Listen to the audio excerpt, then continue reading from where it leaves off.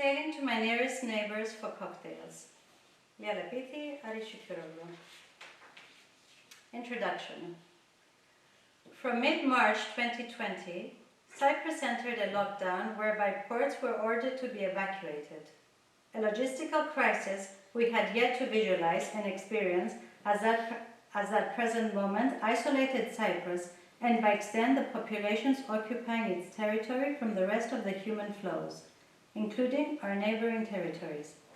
In the videos, we performed readings of my artist's diary, as well as recipes written during the 75-day COVID-19 lockdown. While we made guided interventions, as well as analyzed the political situation of each territorial administration, a collaboration where the vectors of art and political theory intersect. Using the safety repatriation flights organized by the Territories Administration, also known as the Republic of Cyprus, Aris physically joined me to present episode Palestine and Turkey and complete Lockdown 1 together.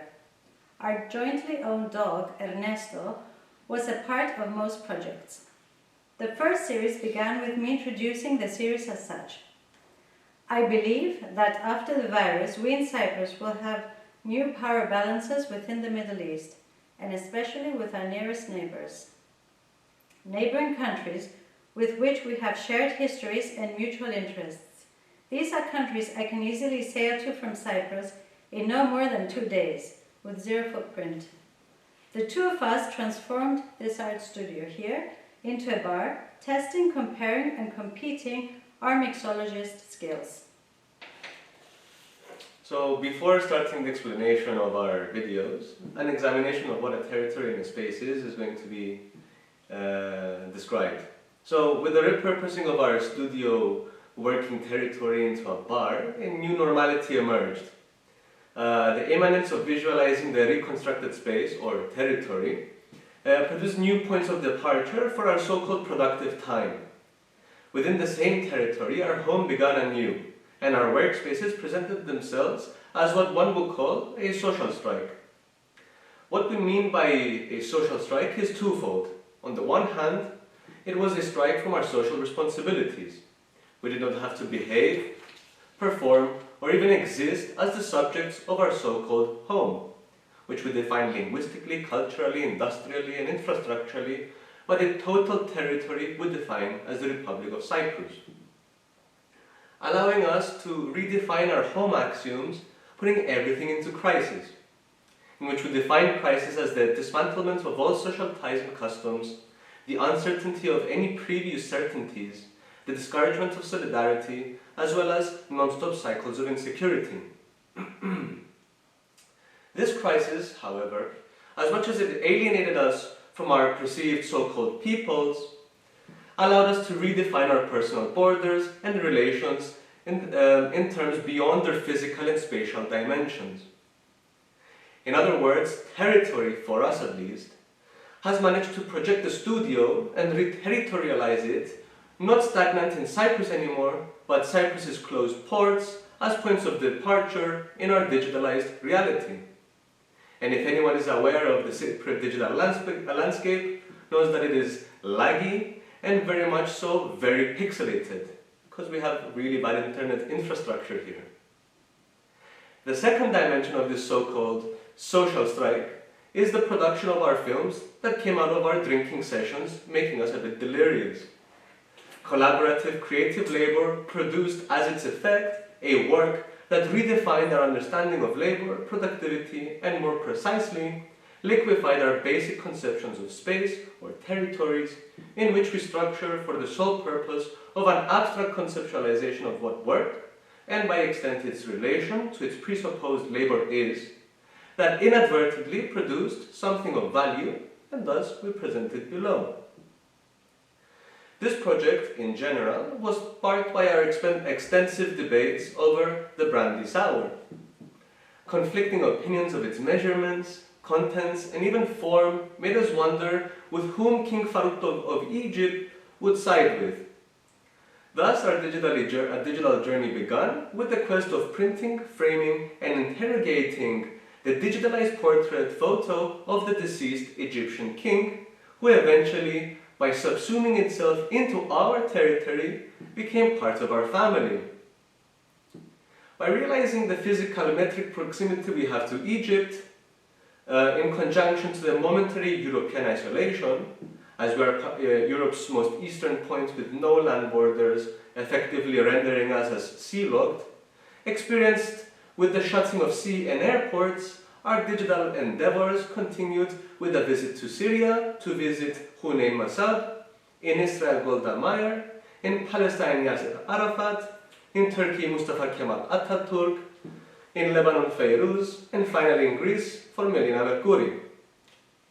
To sum up, we wanted each visit to represent our debates, which heavily carried within them sarcasm, humor, and an underlying notion of cynical repentance. In other words, we just wanted to have a bit of fun during a moment when we did not know what hit us and how the pandemic would unfold.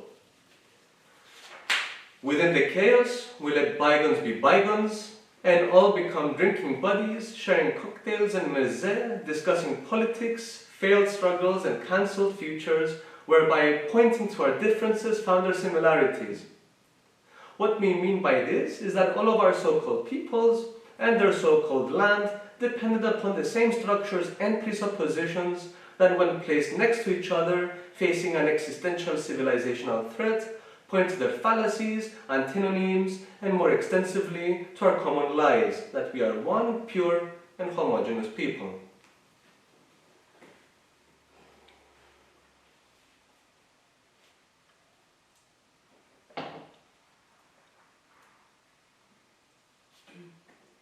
We began with episode 1, Egypt.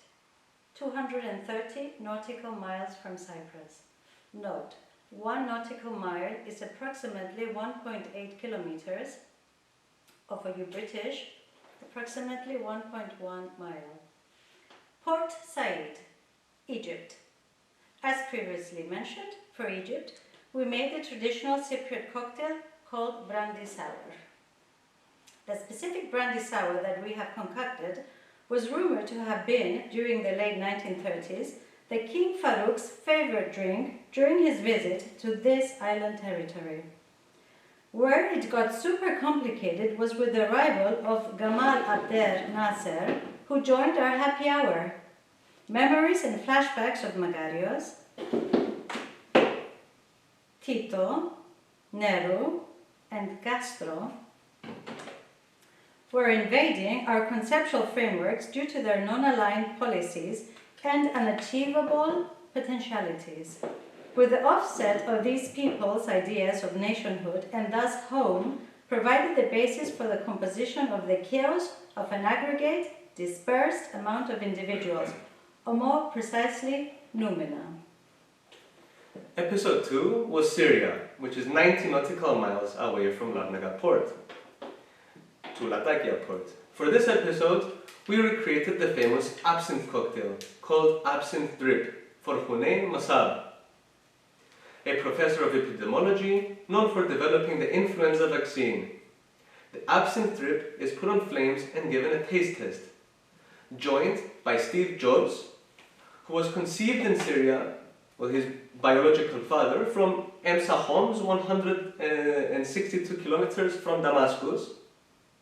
Discussing which Syrian to invite to our lockdown sessions caused a lot of debate within the household/work/bar/studio/home. Would it be Assad? Definitely not.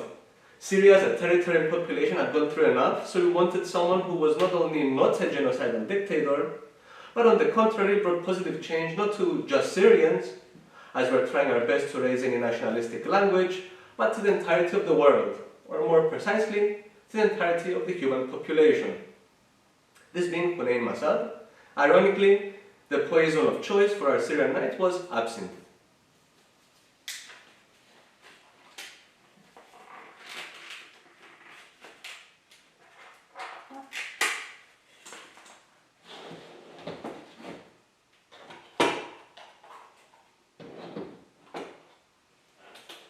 Oh, I'm here. Next. Sorry.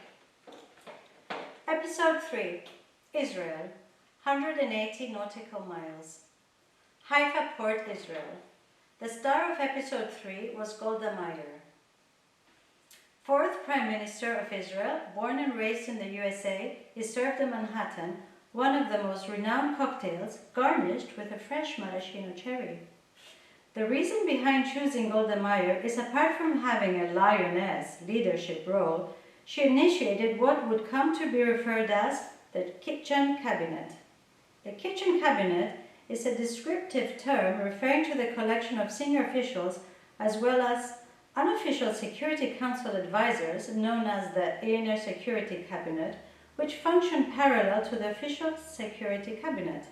These kitchen talks were organized with the purpose of formulating various security assessments, of which Israel has an unlimited supply due to its neighborhood relations, and a whole new territorial anxiety which, as Cypriots, we can relate to. Golda would invite the kitchen cabinet on Shabbat evenings, where she would serve fresh cake and discuss and prepare for the full cabinet meeting of the next day. Some claim to praise the so-called preliminary assessment apparatus, while its opponents claimed that it was overriding official government bodies and that the decisions being taken during unofficial meetings would have a consequential effect the day after. We found this super interesting as we lost count of how many consequential effects our kitchen cabinets had, since we spent most of our time in the kitchen and the studio in the kitchen. Episode 4, Palestine, 207 nautical miles. This time, access denied. For this episode, our guest was Yasser Arafat, and alongside followed Makarios, Tito, and Nero, and Castro, for the making of our mixer drink, called Cuba Libre. This episode has as its point of departure Mahdi Fleifel's documentary A World Not Ours, who introduces the highly complex Israeli-Palestine problem. We of course did not attempt to provide any solutions to this situation, as this is beyond the scope of this series. However, what we focused on was on the concept of a national problem, by centering on our stage the 20th century movements of so-called national liberation. Hence why we were making Cuba Libres, which were heavy on lemons, adjusting to our tastes, of course. Mehdi began his documentary with Israel's first Prime Minister, David Ben-Gurion's statement on the Nakba, claiming that the old will die and the young will forget. This for us was central in examining a problem, as in, whose problem is it? The population who experiences a particular event, or a so-called people who are united by this event? The first implies immanence and aid, while the second implies struggle. From the safety of our home, we did not attempt to resolve the first, as any humanitarian organization from the UN to NGOs to bottom-up initiatives focused on the event will know and do much more than our 5-minute video. However, the second, a people struggle, was and is much more attainable to examine from our perspective. So we introduced the Cuba Libre and accompanied it with the ex-Palestinian leader Yasser Arafat, the ex-Cypriot leader Makarios, the ex-Cuban leader Castro, the ex-Yugoslavian leader Tito, and the ex-Indian leader Nehru, and their problems of their so-called national liberations. Our mezze, while discussing these alive topics with these dead leaders, were ripe dates and aloe vera, also known as migratory cactus, for its traditional medical and healing properties. For episode 5, which was Turkey, 91 nautical miles from Izmir Marina, for our Turkish guest appearance we invited Mustafa Kemal Ataturk and served him milk punch, also known as whiskey sour. This was done by using clarified filtration method as done with milk and bourbon. However, a key difference is that we replaced milk with homemade ayrani, or ayrani for Turkish. This episode was entirely presented and written by me, as my first degree thesis was on the discursive mechanisms that contributed for the creation of the post-Ottoman early Turkish identity.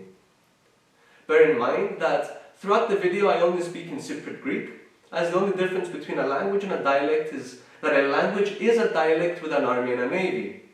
This was not done to reinstate a Cypriot army and navy, but to embrace the multifaceted aspects of a molecular Cypriot becoming within the territorial organism that we have come to identify as our neighborhood. Mustafa Kemal Pasha Ataturk, also known as Gezi, also known as Ata, was our central focus.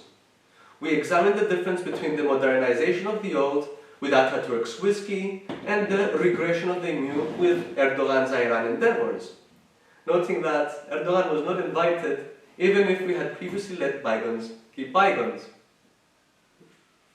Episode 6, Lebanon, 150 nautical miles to Beirut Marina. For this week, our guest of appearance for episode 6 was Nuhad Wadi Haddad, better known as Fayrouz, the legendary singer and the greatest living Arab diva. Fayrouz will be served a gendered cocktail, the Pink Lady, which unites all the ingredients into a smooth palatable experience. The episode begins with a description of the Lebanese democratically unfunctional sectarian system.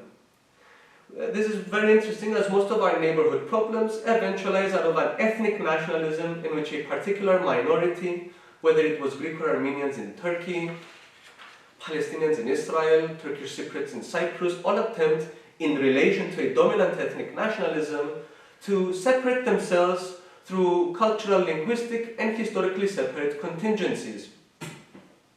However, in the case of Lebanon, at the heart of their sectarian democracy lies the foundation of the principle of coexistence, to ensure that power was spread equally across all religious sects. However, similar to our problems, their point of departure or presupposition is that each sect or community or tribe or however you want to call it, we're not producing discourse here, is that each population is inherently and intrinsically homogeneous and thus different from each other.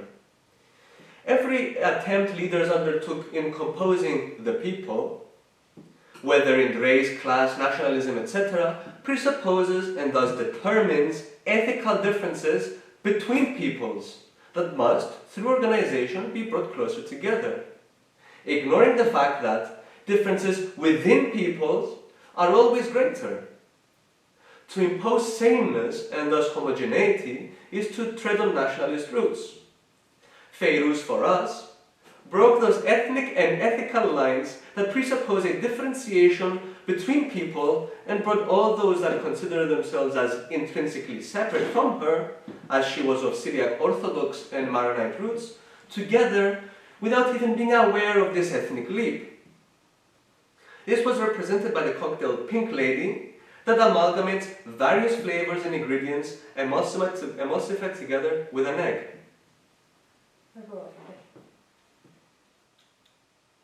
Episode 7, Greece, 156 nautical miles. Castellorizo, Greece. Our final guest for episode 7 was Melina Mercouri.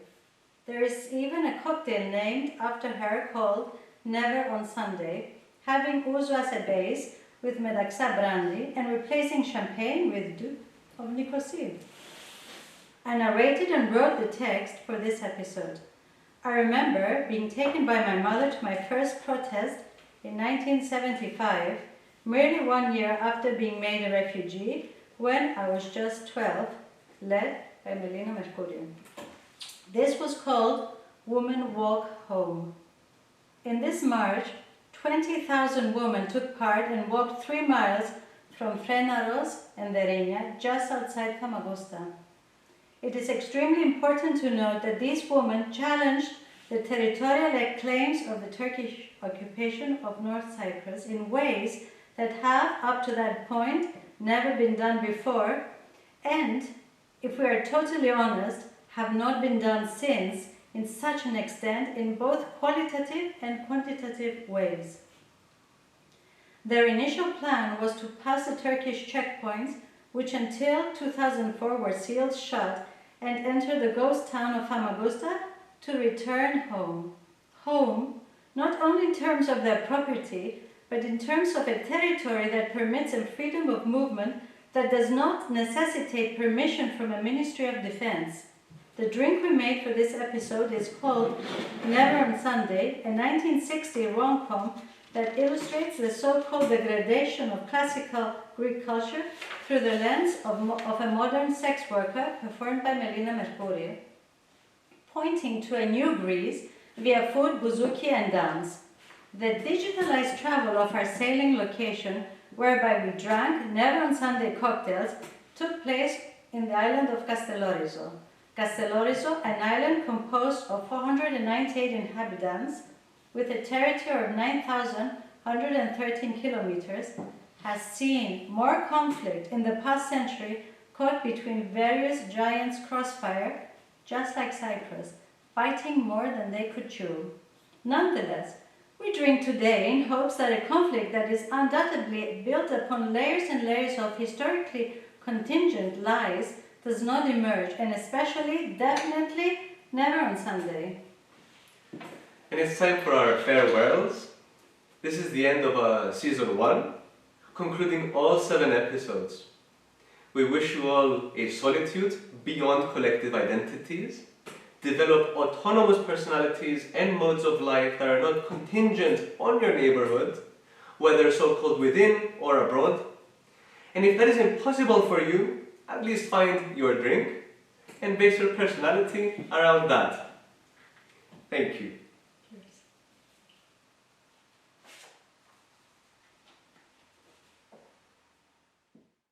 Series 1, 7 episodes, series 1. Do you have plans for a second series?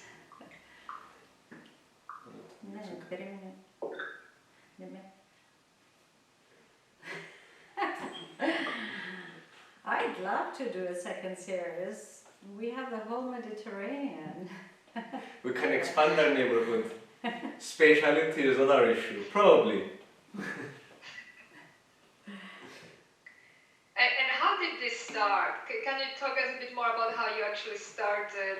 You said you started by a debate over Brandy Sour, but from that up until to actually decide to have this 7 episodes, how did it happen?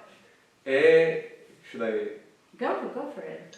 We were having lots of debates. You know how it gets after a few drinks, and we were having debates on what Cyprus, this like floating rock, or as Churchill called us, the best airport carrier of the world.